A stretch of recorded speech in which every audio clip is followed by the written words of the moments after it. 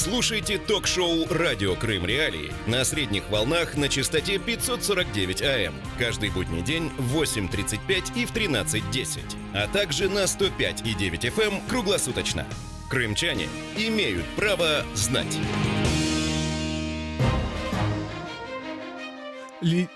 Добрый день, мы продолжаем эфир радио Крым Реалии. У микрофона с вами Александр Голубов. Слушайте нас на 105,9 FM круглосуточно.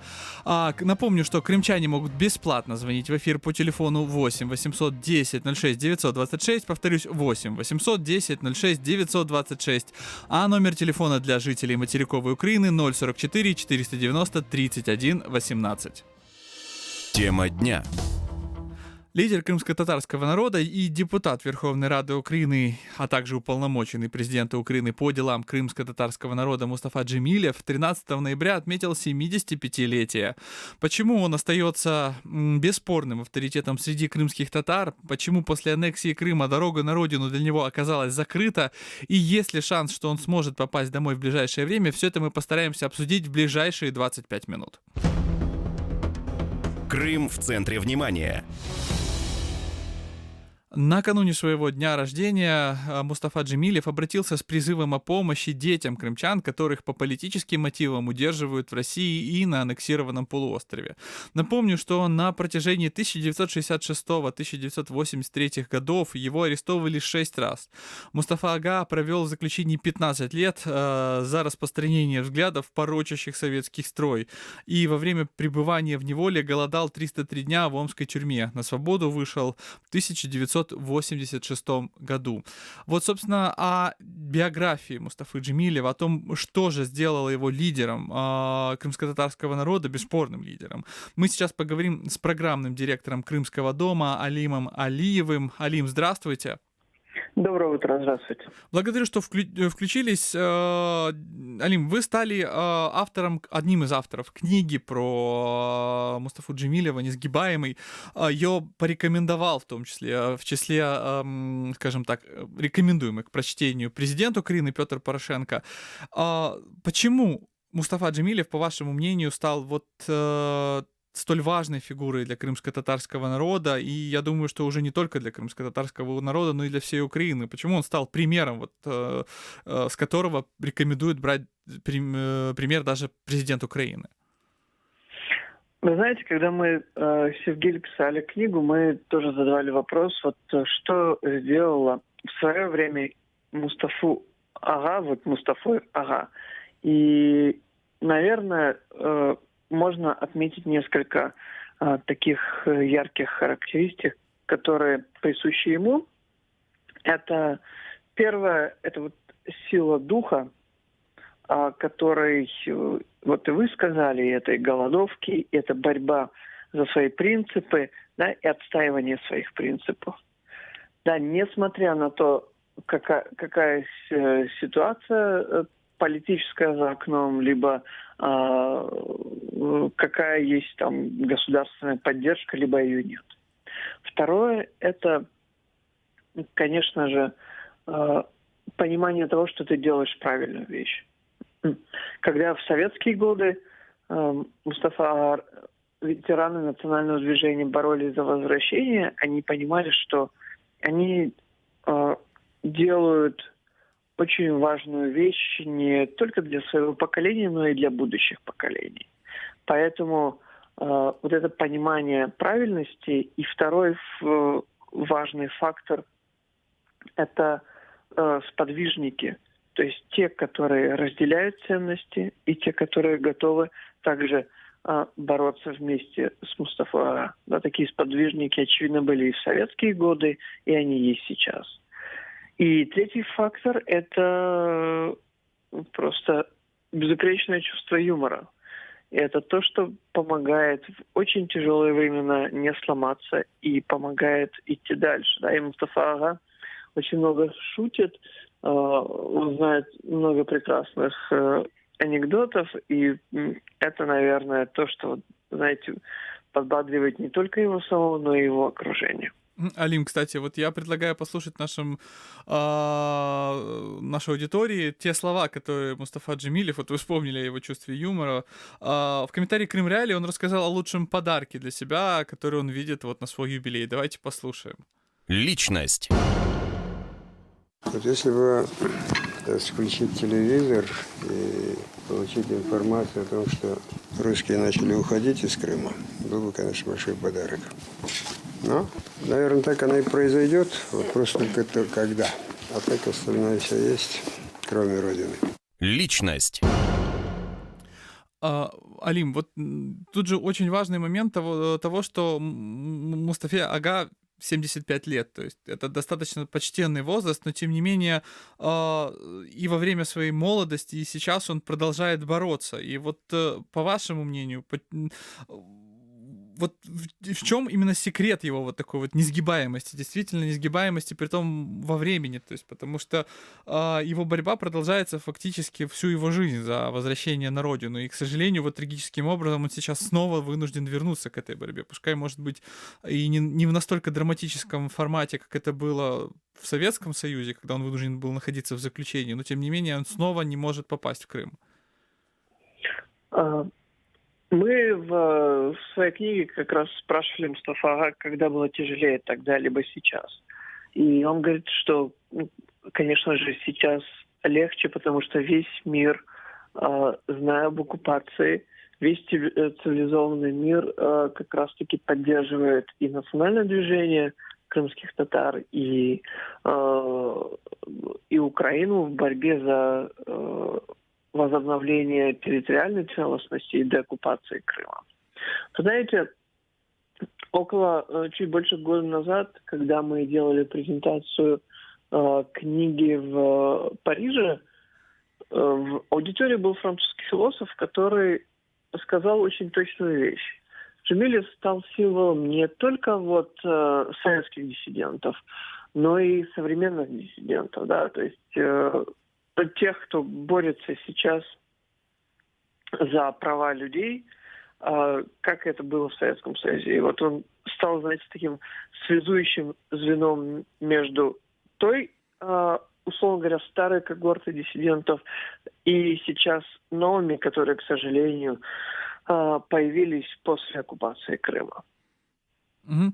Алим, ну вот часто можно от представителей, я вот даже видел, не буду сейчас называть студии имен, но тем не менее, вот можно услышать о том, что крымско-татарский народ, от представителей Меджлиса в том числе, не жалуют лидеров. И вот по вашему мнению, действительно ли Мустафа Джемилев настолько уникальный случай, когда вот крымские татары, что его личность, масштаб настолько огромен для крымских татар, что нельзя не признать человека собственным лидером, потому что он всей своей жизнью, всеми своими поступками показывает, что он это достоин. Вот по вашему мнению, в принципе, насколько важна личность в данном случае для крымских татар? Или же дело все-таки не в самом Мустафе Джемилеве, а просто в необходимости найти символ своей борьбы? Вы знаете, всегда есть набор факторов. И эта ситуация, это поиск символов, но, конечно же, если не был бы Мустафа Ага тем, кем он является сейчас, да, он, конечно же, не смог бы стать символом. Поэтому это, в первую очередь, наверное, этот личностный фактор. Вообще, когда вы говорите о том, что там крымские татары не жалуют своих лидеров, это отчасти, конечно же, так, потому что, вы знаете, вот этот внутренний дух свободы, который есть и у крымских татар, который присущ и украинцам, конечно же, он всегда ставит под сомнение действия элиты. И это очень хорошо, это очень правильно. Но у крымских татар также есть, в комиссарском обществе, есть знаете, порицание, либо наоборот, восхваление людей и поступков через призму общества. И если посмотрим снова же на ситуацию сейчас, да, то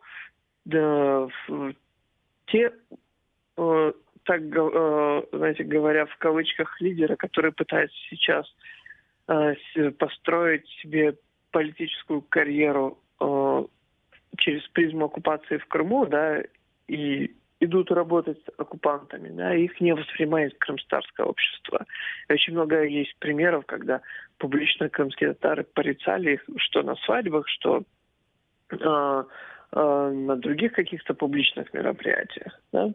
С Мустафой Джемилевым здесь абсолютно иная история. Да. Человек, который вот все это время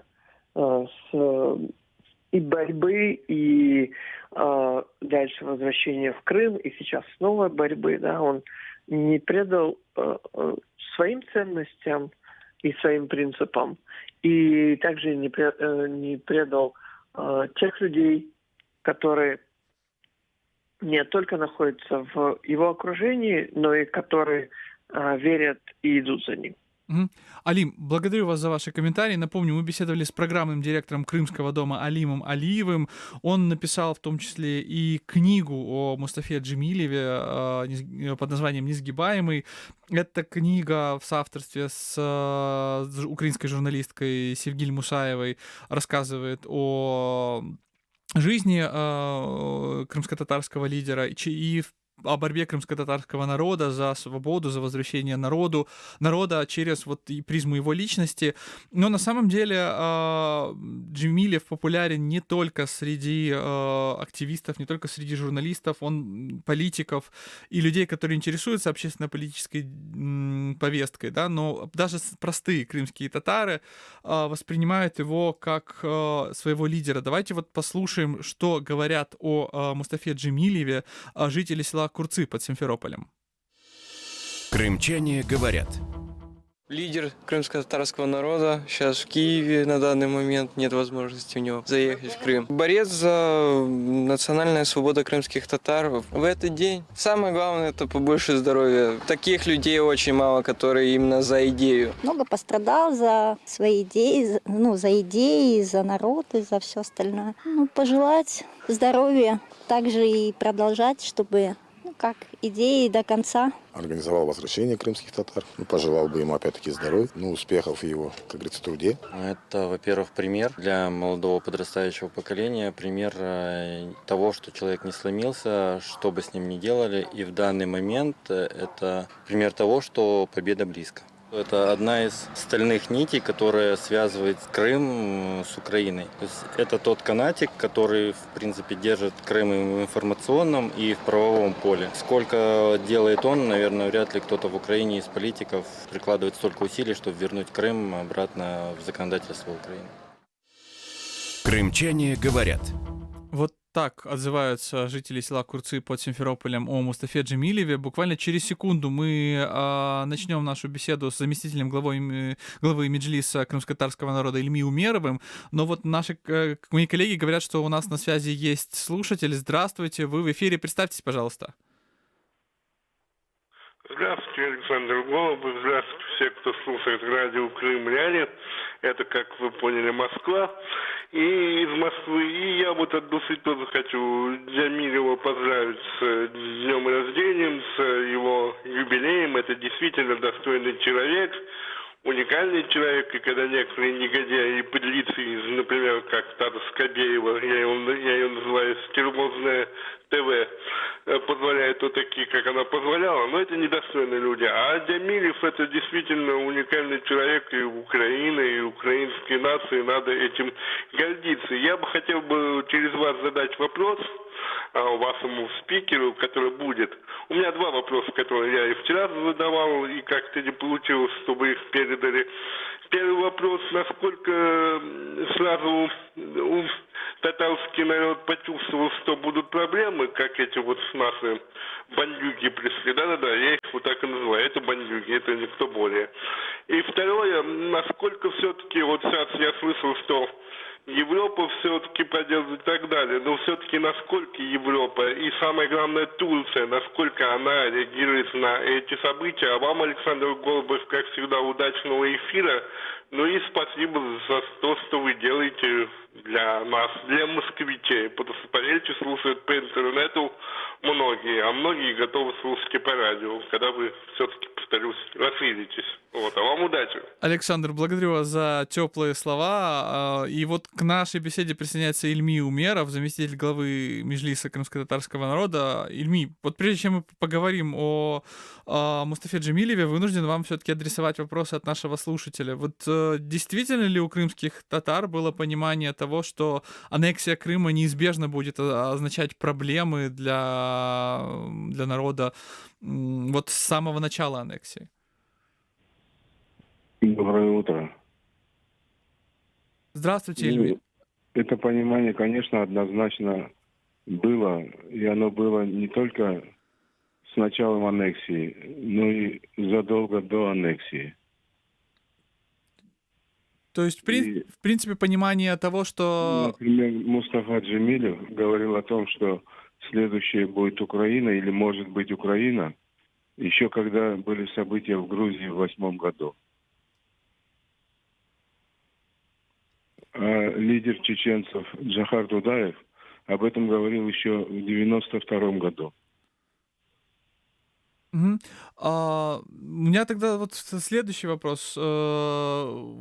Когда мы говорим о Мустафе Джемилеве, тут очень важный аспект. Смотрите, мы только что слышали жителей села Курцы под Симферополем, и они также очень тепло отзываются о Джемилеве. Это достаточно большая редкость, не только, ну, вот в принципе для мировой политики, когда и журналисты, и активисты, и политики, и простые граждане говорят о политике позитивно. Но это действительно очень нечасто происходит. По вашему мнению, в чем секрет Мустафы Джемилева, который позволяет ему быть вот, ну, фактически безапелляционно быть лидером для крымских татар? Ну, вообще, такие люди, как Мустафа Джемилев, есть далеко не у каждого народа. И можно считать, что крымским татарам, то есть нам, очень повезло, что у нас есть такой безоговорочный лидер.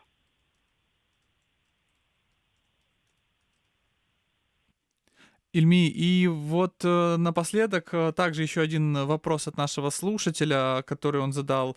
Это он касался того, насколько Европа поддерживает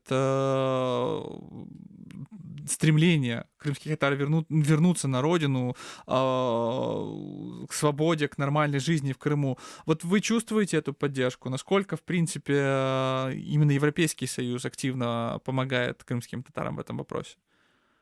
Ну, Европейский Союз, впрочем, так же, как и Организация Объединенных Наций, то есть более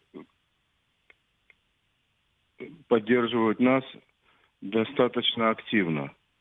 Еще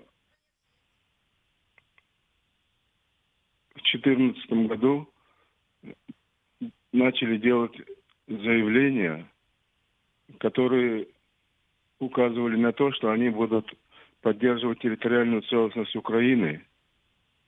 И, собственно говоря, так и происходит. Некоторые лидеры типа Земана из Чехословакии умудряются делать другие заявления, но это скорее исключение, чем правило. Но мы все равно считаем, что делается недостаточно, потому что мы ждем результатов. А результат должен быть только один. Территориальная целостность Украины должна быть восстановлена полностью и без каких-либо условий. Крым должен быть возвращен в состав Украины, и все политические заключенные должны быть освобождены, а те, которые не имеют возможности сейчас въехать в Крым, должны вернуться.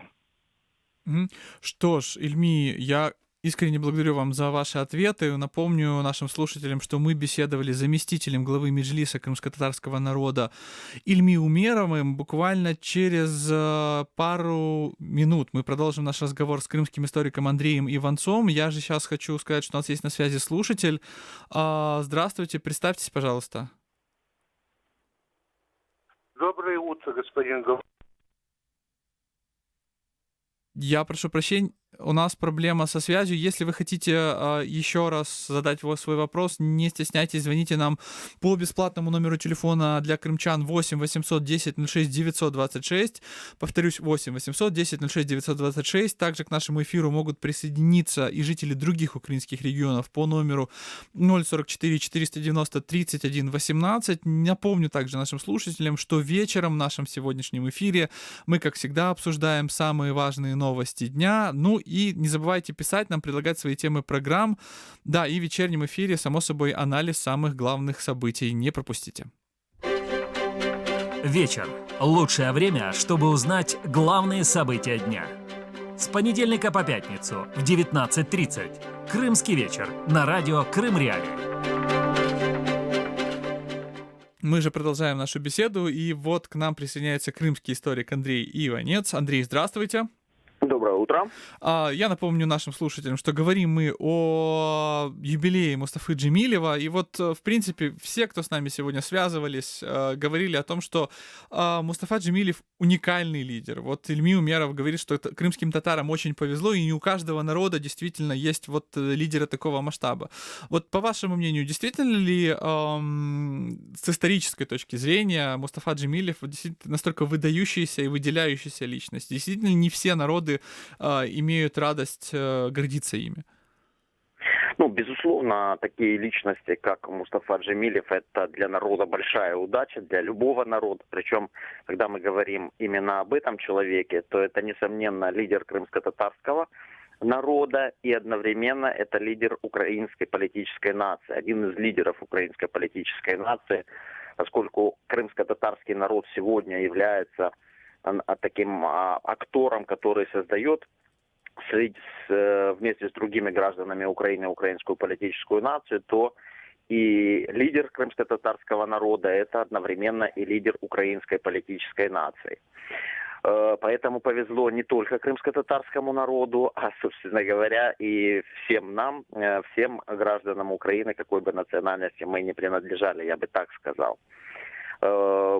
Просто Мустафа Джемилев проявил себя с молодости уже как активный деятель крымско-татарского национального движения, который принципиально отстаивал позиции защиты национальной чести и достоинства крымских татар в экстремальных условиях, ставя фактически свою жизнь на кон борьбы за свободу своего народа, за возвращение его в Крым. Ведь известно, что было 6-7 судов в советское время против него именно за его политическую позицию. 15 лет находился в лагерях, в ссылке, прошел тяжелейшие испытания. Голодовка в середине 70-х годов, больше 300 дней, 303 дня голодал Мустафа Джемилев в знак протеста против произвола советских властей. Это самая длительная голодовка в истории. И вот такая принципиальная позиция, которая проявилась еще в молодости, готовность отстаивать свои убеждения даже вот ценой своего здоровья и ставя на кон действительно свою жизнь, она и в сегодняшних условиях, в условиях, когда Россия начала агрессивную войну против Украины, вновь эти качества лидерские они проявились в 2014 году. Никакие посулы государства-оккупанта, никакие попытки лидера России привлечь Мустафу Джемилева на свою сторону, а известно, что он 12 марта 2014 года звонил Мустафе Джемилеву, они все провалились, потому что он сумел занять позицию, понимая всю свою ответственность не только за себя, а и за свой народ, и занять позицию в соответствии с международным правом, с украинским национальным законодательством. И вот такие поступки, они показывают масштаб личности, способность реагировать на самые сложные вызовы в соответствии с внутренними убеждениями. Вот вчера, когда праздновалось официально 75-летие Мустафы Джемилева, то многие люди отмечали, что эта личность, вот Мирослав Маринович, например, говорил, известный диссидент, в прошлом, да, сейчас один из руководителей Украинского католического университета, он говорил, что личности такого масштаба, как Мустафа Джемилев, это личности, которые можно сравнить с Махатмой Ганди. То есть это деятели, которые заметны в мировом масштабе. Вот крымско-татарский народ, небольшой народ, но если он рождает такие личности, то это показатель его веса, влияния в масштабах уже исторических. Ну, Андрей, у нас осталась буквально минута, и я понимаю, что вопрос непростой, но попытаюсь все-таки попросить вас ответить на него коротко.